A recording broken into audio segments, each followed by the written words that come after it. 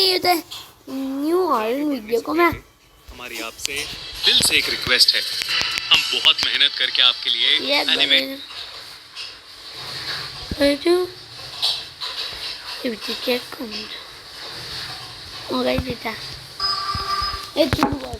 The monkey. हम सबके बचपन की सबसे सुहानी यादें शायद हमारे खिलौनों की होती हैं। खिलौने कभी हमें हंसाते हैं, कभी रुला देते हैं और उम्र के साथ साथ बस एक किस्सा बन के रह जाते हैं।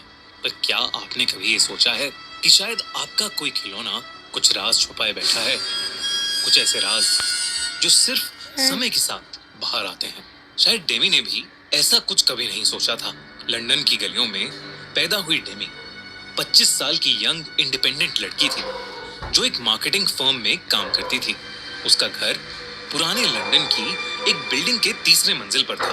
एक पुराना लेकिन मजबूत मकान। इस घर में डेमी की फैमिली तब शिफ्ट हुई थी जब डेमी केवल 11 साल की थी।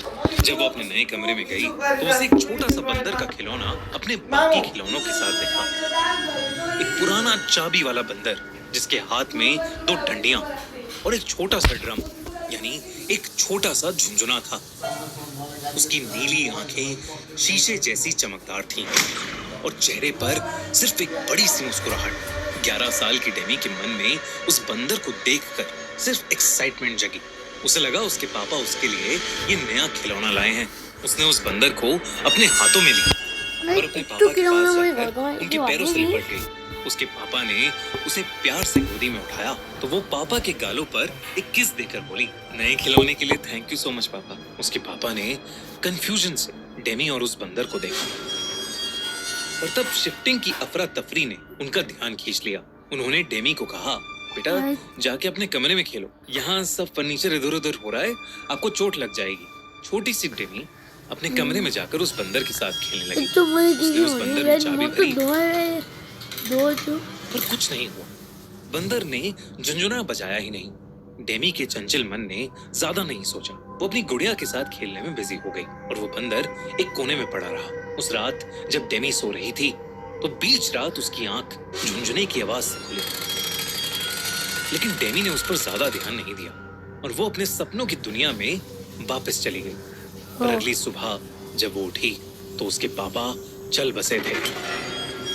डेमी की माँ ने रोते हुए उसे बताया कि उसके पापा को हार्ट अटैक आया था। हालांकि वहां मौजूद सभी लोग यही सोच रहे थे कि 35 साल के इतने फिट आदमी को हार्ट अटैक आया कैसे। पर नन्ही सी डेमी को मौत के बारे में क्या ही पता था। उसका सारा ध्यान उसके कमरे में पड़े उस बंदर के खिलौने पर था। डेमी को उस दिन वो बंदर बहुत अजीब सा लग रहा था, मानो इस दुख के माहौल में सिर्फ वो बंदर अजीब सी मुस्कान लिए मुस्कुरा रहा था। उस दिन के बाद वो बंदर एक शेल्फ पर ही पड़ा रहा। डेमी ने कभी उससे खेलने की कोशिश नहीं की, पर वो उस बंदर को अपने पापा की तरफ से एक आखिरी गिफ्ट मानती रही। इसलिए उसे फेंकने का ख्याल कभी डेमी के दिमाग में आया ही नहीं।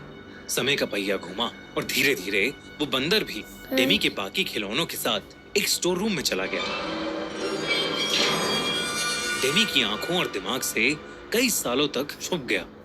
अब डेमी एक वर्किंग प्रोफेशनल थी। हाल में उसका प्रमोशन हुआ था और उसने डिसाइड किया कि बोनस के पैसों से वो अपना मकान रेनोवेट करवाएगी।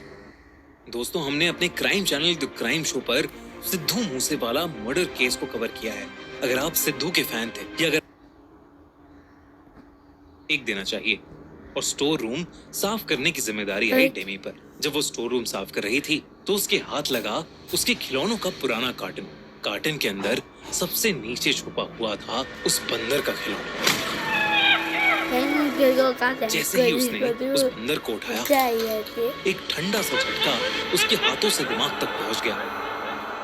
बंदर का वो खिलौना ठंडा पड़ा था, जैसे किसी ने अभी अभी उसे बर्फ से निकाला हो। डेमी उसे देखकर हैरान थी। उसकी सारी पुरानी यादें वापस आ रही थीं। तभी अचानक उस बंदर के हाथ से झुंझुना बज उठा। सेहम के डेमी के हाथ से वो बंदर छूट गया। ज्यादा ना सोचते हुए डेमी ने उसे वापस कार्टन में रखा और अपनी माँ से कहा कि इस कार्टन को उनकी मेड के बच्चों को दे दे। बच्चे खेल लेंगे उन खिलौनों से। लेकिन तभी डेमी का फोन बजा। उसकी बेस्ट फ्रेंड सिमोन का एक्सीडेंट हो गया था। डेमी सब कुछ वैसे ही छोड़कर हॉस्पिटल भागी। सिमोन कोमा में थी और डॉक्टर्स ने उम्मीद छोड़ दी थी। ये सुनकर डेमी का दिल सुन पड़ गया था। उस रात जब वो हॉस्पिटल से वापस आई तो उसके बेड के पास वही बंदर पड़ा था। वैसे का वैसा झुनझुना, वैसे का वैसा झुनझुना हाथ में पकड़े हुए। उसने सोचा कि उसकी माँ ने शायद वो बंदर कार्टन से निकालकर वापस रख दिया होगा। लेकिन तभी एक अजीब बात हुई। उसकी माँ ने उस बंदर को देखा और पूछा, ये बंदर कहाँ से मिला तुझे? मैंने तो इसे सालों पहले फेंक दिया था। बिल्कुल अच्छा नहीं लगता ये खिलौना मुझे। अपनी माँ की बात सुनकर डेमी की रगों में ठंडी लहर दौड़ गई। अगली कुछ रातों में चीजें और भी अजीब होने लगी।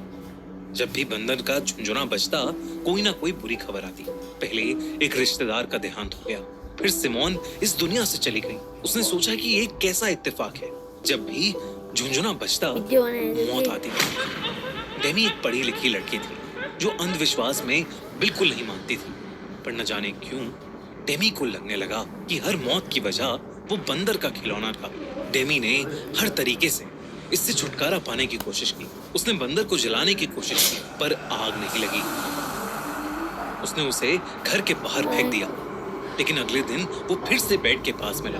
डेमी को ऐसा लग रहा था कि बंदर किसी बहुत भयानक अनजानी शक्ति से बंधा है। अपनी सारी नाकाम कोशिशों के बाद थक हार कर डेमी ने अपनी माँ को सब बताया। उसकी माँ को वो बंदर हमेशा से अजीब लगता था। वो कई बार उस बंदर को फेंक चुकी थी, पर हर बार वो बंदर डेमी के कमरे में मिलता। डेमी की माँ को लगता था कि डेमी बार बार उसे वापस ले आती थी, पर अब दोनों माँ बेटी को समझ आ गया था कि ये सब सिर्फ एक अजीब इत्तेफाक नहीं है। डेमी और उसकी माँ ने चर्च के एक प्रीस्ट को घर बुलाया और उन्हें सब कुछ बताया। जैसे ही उस प्रीस्ट ने उस बंदर को देखा, उसने चिल्ला के पूछा, कहाँ से आया आपके पास? डेमी ने घबराकर उस प्रीस्ट को बताया कि ये उसके पापा लाए थे। और तब उस प्रीस्ट ने बताया कि ये बंदर उसके पापा नहीं लाए थे, बल्कि ये बंदर इस घर से हमेशा से जुड़ा है। और ये बंदर कोई आम खिलौना नहीं है, बल्कि एक ऐसा खिलौना है जो भयानक रूप से श्रापित है और उस पर एक शैतान का वास है। उस प्रीस्ट ने बताया कि वो खिलौना उस घर से कभी नहीं जाएगा। बेहतर यही होगा कि डेमी और उसकी माँ इस घर से हमेशा हमेशा के लिए चले जाएं। जब तक उन लोगों पर उस खिलौने का साया है, तब तक उनकी जिंदगियां इसके झुनझुने से जुड़ी हुई हैं।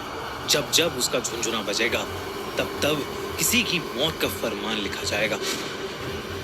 दोनों माँ बेटी घबरा गए और उन्होंने उस प्रीस्ट की बात मान ली। लेकिन घर छोड़ने से पहले उस प्रीस्ट ने उस घर का एग्जॉर्सिज्म किया और उस बंदर के खिलौने को एक बक्से में डालकर उस बक्से को क्राइस्ट के लॉकेट से बांधकर ताला लगा दिया। अगली ही सुबह डेमी और उसकी माँ ने वो घर छोड़ दिया।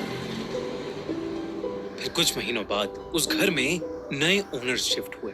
उनका एक 8 साल का बेटा था, जिसे अपने कमरे में फिर से वही बंदर का खिलौना मिला और वो इस बार भी वैसे ही झुनझुना बजा रहा था।